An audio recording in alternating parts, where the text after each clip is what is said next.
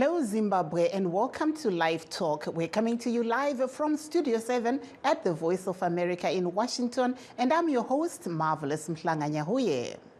Today, we're discussing the latest political developments in Zimbabwe, with the opposition in disarray as various factions have sprouted with the departure of party leader Nelson Chamisa from the Citizens Coalition for Change. We'll also be looking at the latest developments regarding sanctions. But first, a look at what is happening in other parts of the world. U.S. voters in more than a dozen states head to the polls on Tuesday to choose their party's presidential nominee. Over the weekend, all candidates ramped up their criticism of their challengers and spelled out their priorities. Veronica Banderas has more. Voters in 15 U.S. states and American Samoa will head to the polls on Tuesday to indicate whom they favor as their party's nominee in the November presidential election. Democratic President Joe Biden and Republican predecessor Donald Trump are each expected to draw closer to securing their party's nomination. Former UN Ambassador Nikki Haley, who is trailing Trump for her party's nomination, told NBC's Meet the Press Sunday she'll continue in the race for as long as voters want her to be. They'll show it in their votes. They'll show it in their donations. My focus is we need to start respecting taxpayer dollars. We need to reduce the size of government. We need to secure our borders and be a country of law and order. And we believe in peace through strength. Immigration is also among the topics that former President Trump chose to focus on ahead of what is known as Super Tuesday. Not one more innocent American life should be lost to migrant crime. Got to stop it. You have to get out the vote because we have to send big numbers up for November 5th. We have to let them know that we're a freight train and we're going and we're not stopping. President Biden, who visited the Texas border last week, accuses Trump of scuttling a bipartisan border security bill.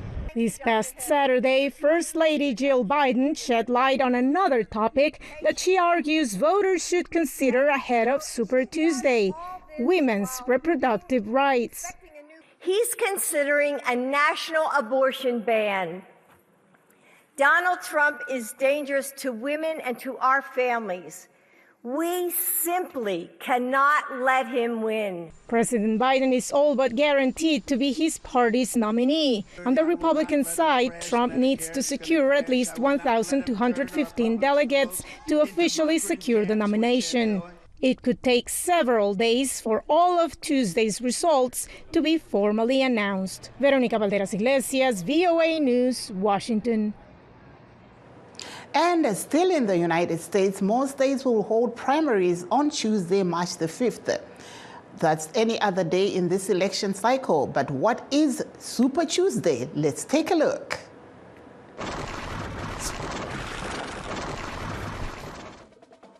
More states will hold primaries on Tuesday, March 5th than on any other day in this election cycle. That's why it's called Super Tuesday. 15 states and 1 territory will vote on Super Tuesday this year.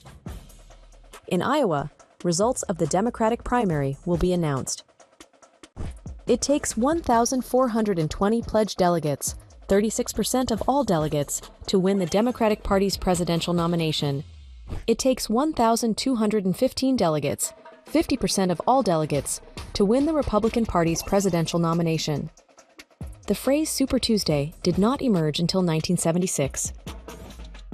Bill Clinton got a boost from his strong showing on Super Tuesday in 1992 on his way to the White House. In 2000, both Democrat Al Gore and Republican George W. Bush effectively won their party nominations with victories on Super Tuesday. In 2016, Republican Donald Trump won 7 of 10 Super Tuesday contests on his way to winning the party nomination.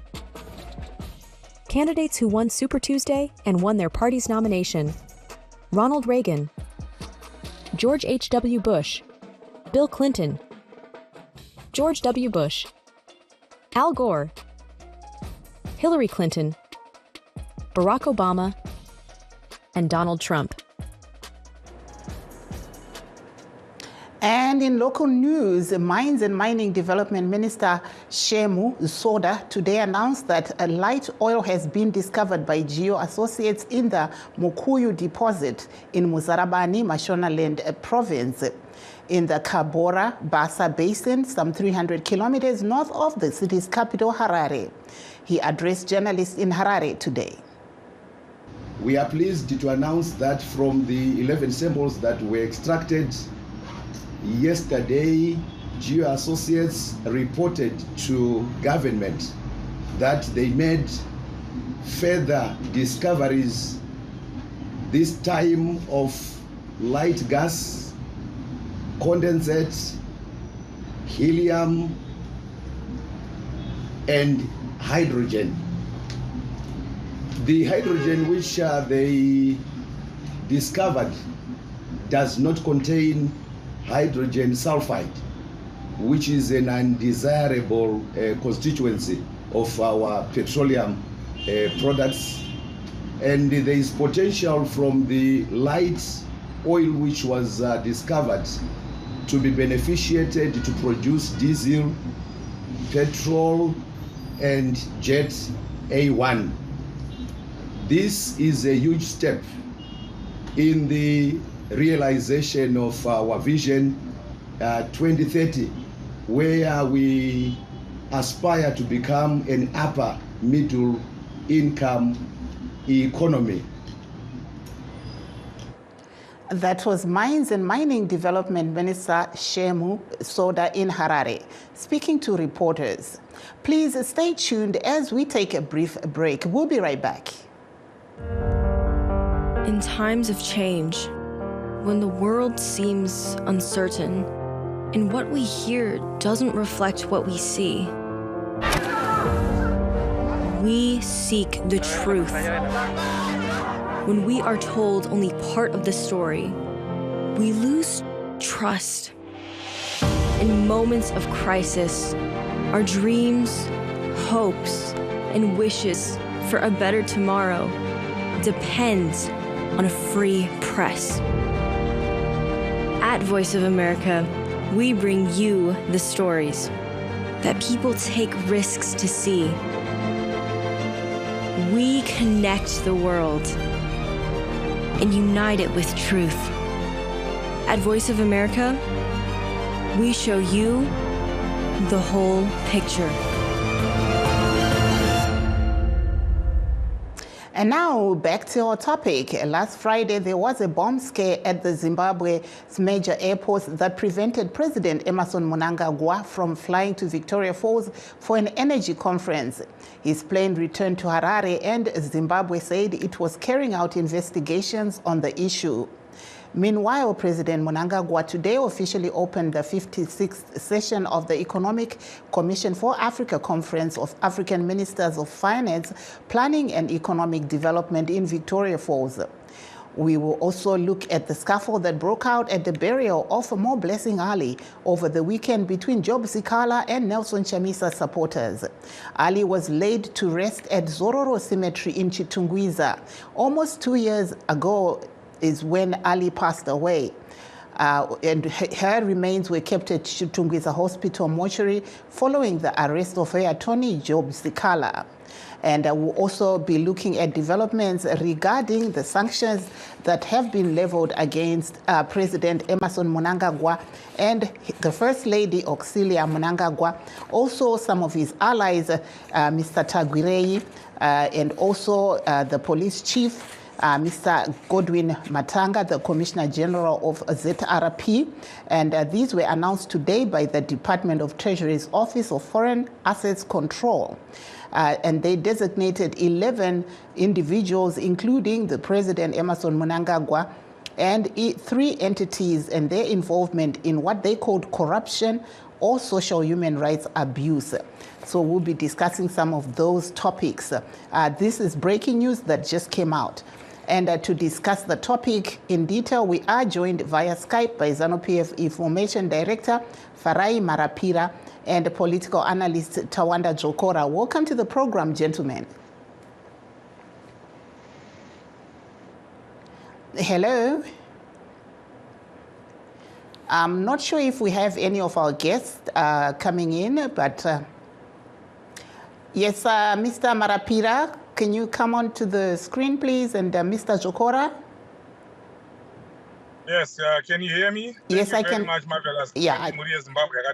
Mr. Jokora, what's your take on what we're seeing developing there on the ground in Zimbabwe, where we understand that there have been a lot of scuffles that happened this weekend between members of the CCC and those of Mr. Sikala's movement, and will also come to the sanctions that were just announced today by the United States. What's your view? What we are seeing, marvelous, is a manifestation of what ZANU-PF has caused in Zimbabwe, the chaos that they have caused in our parliament, the chaos that they have caused in our councils, the chaos that they have also caused within our judiciary.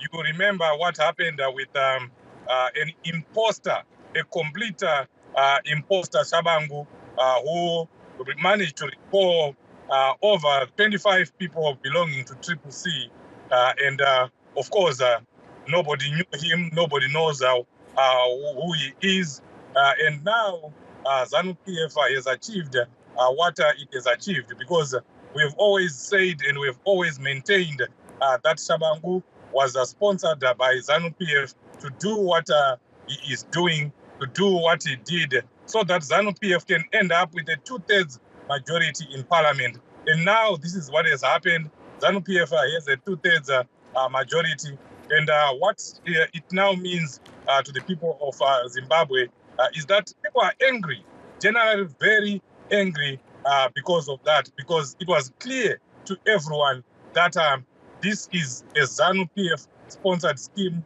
something that comes from the playbook of CIO. So everything that we are seeing is just a manifestation of that anger.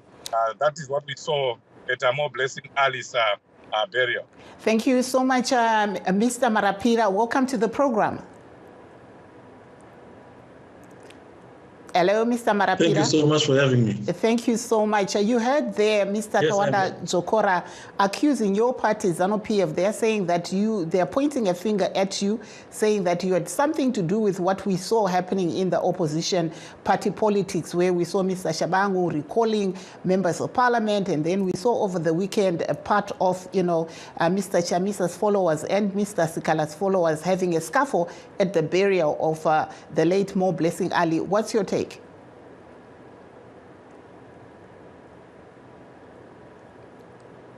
Well, the biggest disrespect anyone in opposition from a position of leadership can do or show their supporters is to try and put the blame on ZANU-PF for their own internal destabilization and disagreements. This is not beginning now. This has been the modus operandi of the opposition since their inception. They always turn around to bite and fight one another. We as ZANU-PF have been clear. We thought the elections had ended on the 23rd of August. And now this manifestation of violence that we're seeing today has got nothing to do with violence, with ZANU-PF. Remember, this is the same party that wanted to lynch members at Morgan Tsvangirai's funeral. That had nothing to do with the opposite, which they need. Mr. Farai, your line is cutting in and out, so we'll try and fix that line and see how to proceed. But I'll come back to you, Mr. Jokora. We saw the Department of Treasury here in the United States, the Office of Foreign Assets, today announcing that they are going to be putting President Emmerson Mnangagwa and his wife and 11 other individuals under restrictive sanctions. What's your view? It's coming. Your line is also cutting in and out. I think today is just not a good day for us, but we will continue. Let me just see what people are saying online while we try to, secure a better line with you. We have some people here that are watching along with us on VOA Shona. We are seeing that some people have been writing some comments on there. And if you want us to read them out aloud, we will. And also if you want for us to call you, we will. There is Pasmo Utete saying, Zvichapera chete. I'm watching from South Africa. That's one of the people following us. There is Chuma Dumilomi saying, watching from Eastern Cape. Hello, Mese. And there's Lamek Kureva saying, I'm watching from Johannesburg, Botswana, and then he gives us his number to call. So we will be trying to call some of our listeners while we're also trying to get our guests. Unfortunately, the lines seem to be dropping in and out, but that's what a live show does.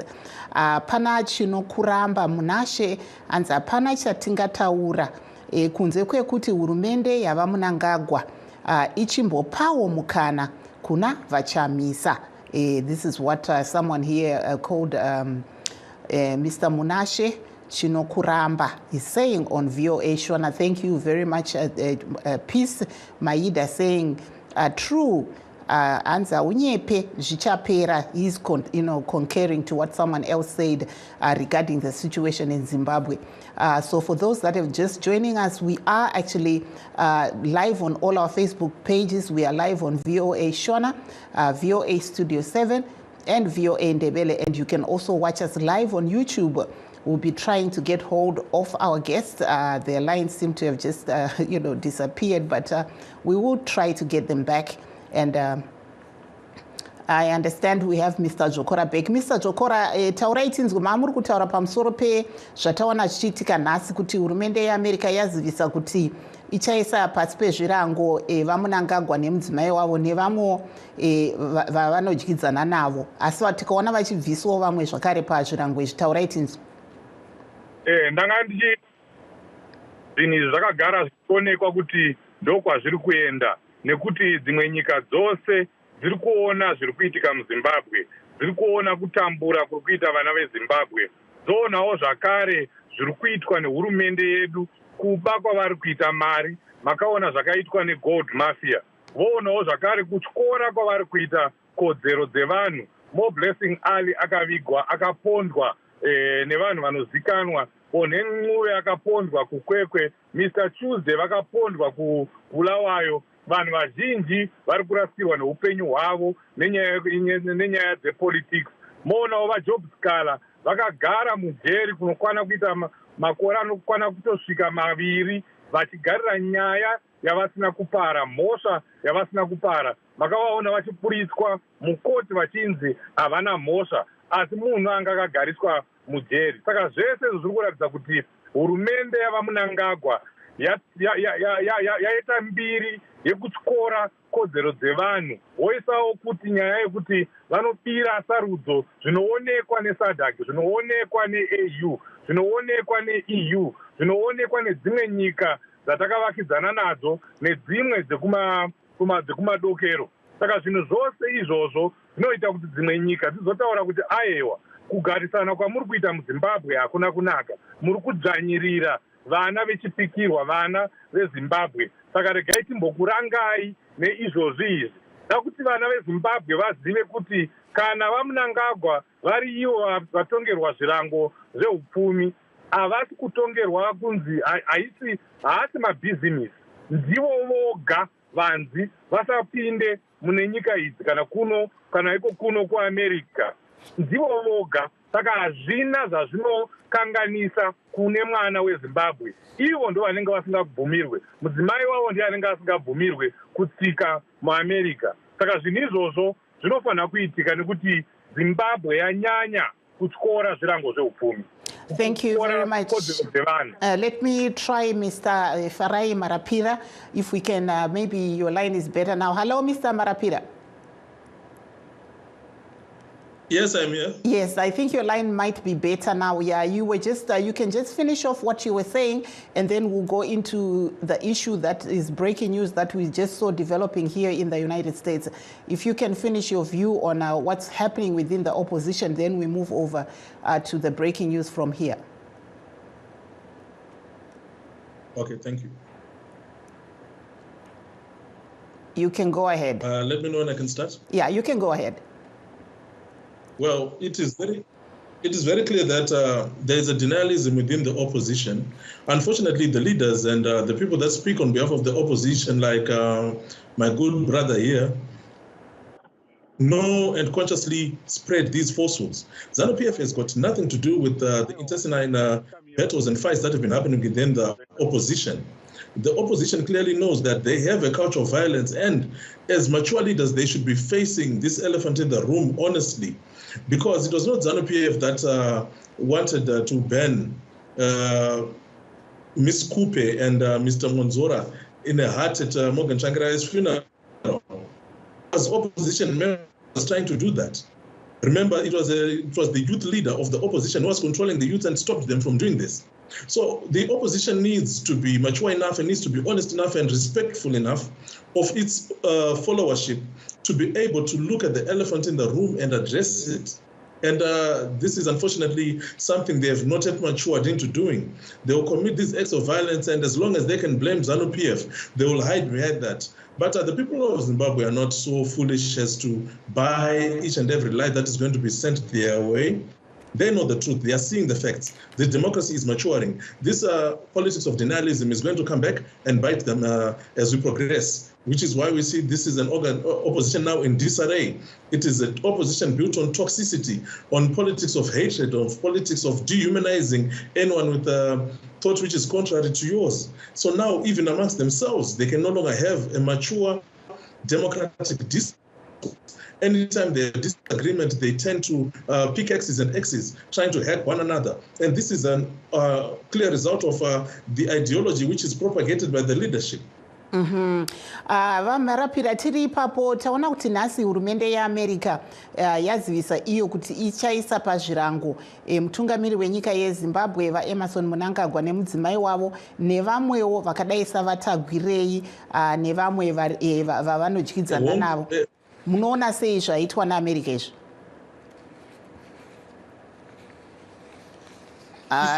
Tiri kuona kuti mashoko akataurwa naMnangagwa. Hello? Yeah, go ahead. Sorry, it's a bit slow, so go ahead. Taurai. Okay. Tiri kuona kuti mashoko akataurwa naMnangagwa achipinda vachiti Zimbabwe is open for business, Zimbabwe is a friend to all and an enemy to none. Akubara zvinobatika. Izvi zvinoratidza kuti utungamiri hwavo hune pundutso kunyika yeZimbabwe.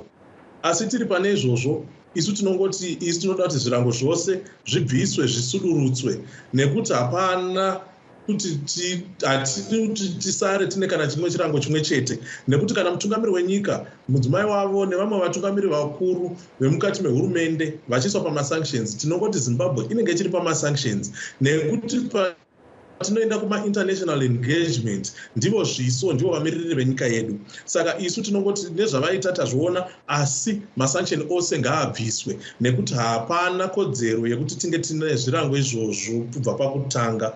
Zvirango izvozvo hatina kuzvipiwa zviri pamutemo in terms of international law, hazvina kuzadziswa kuti zvinge zvichikwanisa kuiswa, asi kuti America yakangofunga iri pachayo ndokupa zvirango izvi zvisiri pamutemo unotonga nyika dzepasi rino rose dzekuUnited Nations. Saka tichiona zvaitika tinoti tazvinotisa hedu tazviona, asi zvirango zvose ngazvibviswe.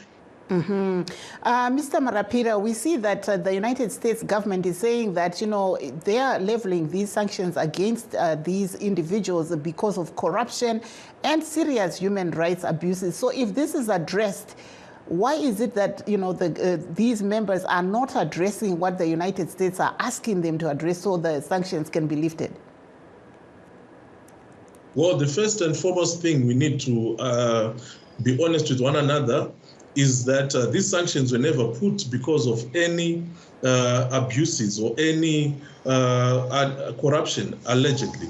These sanctions were put because it is in the interest of American foreign policy that no country should be self-governing and self-regulating to a point of reconnecting its indigenous citizens with their resources. These sanctions, we can never run away from the fact that these sanctions were about the land. We have got so many allies of the United States whom we see causing massacres which are unprecedented within our history, but these are not facing any sanctions or any censure at all. These are countries that are being defended and supported by the United States. So from a fundamental point of view, let us be very honest about the reason for these sanctions. This is what they're just putting on paper, but this is not the reason for the sanctions. This is just in defense of their foreign policy, in defense of their need to subjugate Zimbabwe and prevent Zimbabwe from having self-autonomy. That is the truth. But be that as it may, we note that there is a relaxing within Washington. But still, if the president and the first family and senior members of government are under sanctions, then it is still essentially Zimbabwe which is under sanctions, because these are the leaders of our country. These are the faces of Zimbabwe. These are the people that were elected by the majority of our citizenry to represent us, to lead us. So as long as these sanctions remain on the president and other senior leaders and on any Zimbabwean, on any Zimbabwean business, then Zimbabwe is still under sanctions, because we are one people and we are one country. You injure one, you're injuring all. So with that, we say, let all sanctions be removed. Thank you there. Let me come to you, Mr. Jokora. We heard there Mr. Marapira saying the opposition also is to blame for all the disarray that we've been seeing. Are you not giving now the upper hand to ZANU-PF? Because, you know, as opposition, it seems like the opposition is not organized. I don't understand what you mean by saying the opposition is not organized. Are you talking about sanctions? Are you talking about... We've gone back to what's going back within the opposition, where we've seen there are so many different factions within the opposition. We'll come back to sanctions, but people want to also know what's the way forward for the opposition as we speak. Yeah, but you discussed this, I think, a number of times here on VOA. You know that Shabangu is an imposter, you know, who obviously is sponsored by ZANU-PF. It's clear to everyone that he just didn't act alone. And the reason why he did that was ZANU-PF wanted a 2/3 majority. And we have also seen the reports are there, the evidence is there. The Sunday News, the Sunday Times in South Africa published that 2 years ago that ZANU-PF has put in more than $6 million so that they can destroy the opposition. So this is a manifestation of all these things that have been happening. The $6 million is in use. People are being parceled money so that they can sell out. It is very unfortunate, but that is what we are seeing. And what you saw at More Blessing Ali's funeral is, again, a show of anger by the Zimbabwean people. People are just angry, you know, of what has happened. ZANU-PF now has a 2/3 majority. So who do you think organized everything that is going on right now? Whom do you think could have caused what is happening right now? Everyone knows that behind Shabangu, there is a big hand of ZANU-PF. But the people of Zimbabwe know what is going on, and they will keep fighting. You know, giving up is not an option. As part of the way forward, we heard President Chamisa speaking today, and he said he's going to make crucial announcements in the next few days or in the next few weeks. It is a struggle. It's the nature of the struggle that you know, these things happen. But as Zimbabweans, we just have to keep fighting because things are not happening. You see, what is happening in the country is nothing. Thank you so much there. Unfortunately, unlike in football, we don't have any extra time. So I would like to thank Mr. Farai Marapira of ZANU-PF and also Mr. Tawanda Jokora, who's speaking at this point in time as a political analyst, for their being our guest tonight. And that brings us to the end of our show. Signing off in Washington, I'm Marvelous Mhlanga Nyahuye.